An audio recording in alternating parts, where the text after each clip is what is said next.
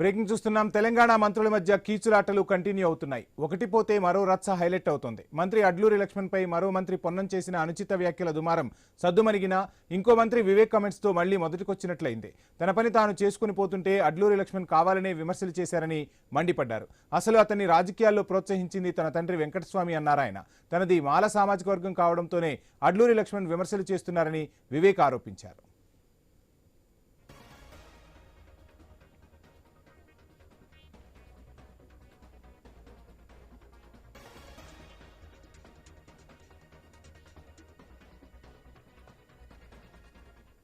తాజాగా వివేక్ వ్యాఖ్యలపై మంత్రి అడ్లూరి లక్ష్మణ్ స్పందించారు. ముగిసిన వివాదాన్ని వివేక్ మళ్లీ తెరమీదకు తెస్తున్నారు.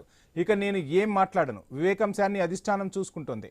వివేక్ వ్యాఖ్యలు ఆయన విజ్ఞతకే వదిలేస్తున్నా. వివేక్ కొడుకును ఎంపీగా గెలిపించింది ఎవరో ఆయనకు కూడా తెలుసు. ఎవరు ఎవరిని అవమానిస్తున్నారో చర్చకు సిద్ధమని వివేక్కు అడ్లూరి లక్ష్మణ్ సవాల్ విసిరారు.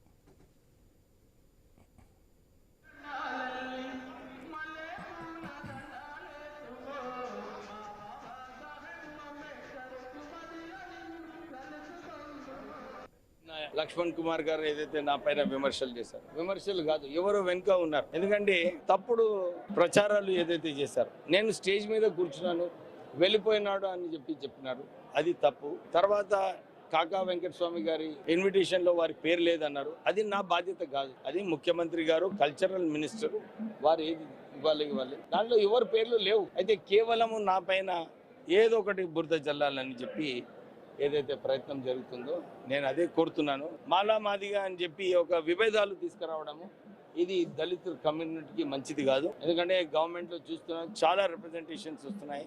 దళితులకు సర్వీస్లో ఉన్నప్పుడు చాలా వివక్ష ఉంది. ట్రాన్స్ఫర్స్లో అయినా కానీ, ప్రమోషన్లో అయినా కానీ, సస్పెన్షన్లో అయినా కానీ కేవలం దళితులు అని చెప్పి సస్పెండ్ చేస్తున్నారు. నేను అసెంబ్లీలో మాట్లాడినప్పుడు కూడా ఇదే మాట్లాడినాను. బడ్జెట్లో కూడా 18% ఎస్సీస్కి కేటాయించాలని అందరు కలుసుకున్నప్పుడు మనము దళితులకు న్యాయం.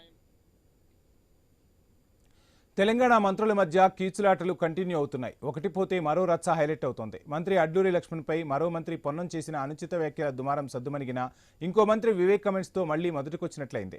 తన పని తాను చేసుకుని పోతుంటే లక్ష్మణ్ కావాలనే విమర్శలు చేశారని మండిపడ్డారు. అసలు అతన్ని రాజకీయాల్లో ప్రోత్సహించింది తన తండ్రి వెంకటస్వామి అన్నారు.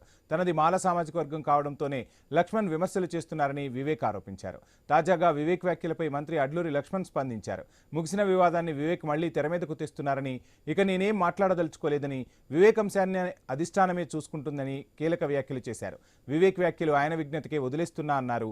వివేక్ కొడుకును ఎంపీగా గెలిపించింది ఎవరో ఆయనకు కూడా తెలుసన్నారు. ఎవరు ఎవరిని అవమానిస్తున్నారో చర్చకు సిద్ధమని వివేక్కు అడ్లూరి లక్ష్మణ్ సవాల్ విసిరారు.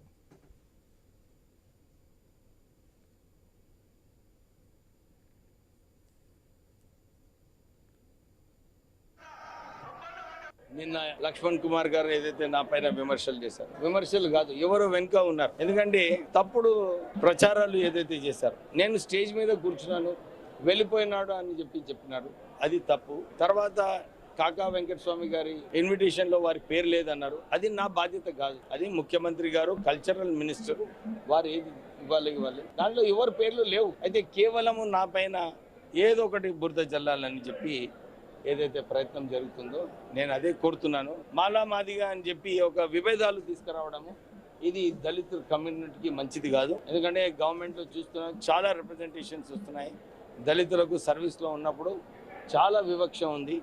ట్రాన్స్ఫర్స్లో అయినా కానీ, ప్రమోషన్లో అయినా కానీ, సస్పెన్షన్లో అయినా కానీ కేవలం దళితులు అని చెప్పి సస్పెండ్ చేస్తున్నారు. నేను అసెంబ్లీలో మాట్లాడినప్పుడు కూడా ఇదే మాట్లాడినాను. బడ్జెట్లో కూడా 18% ఎస్సీస్కి కేటాయించాలని అందరు కలుసుకున్నప్పుడు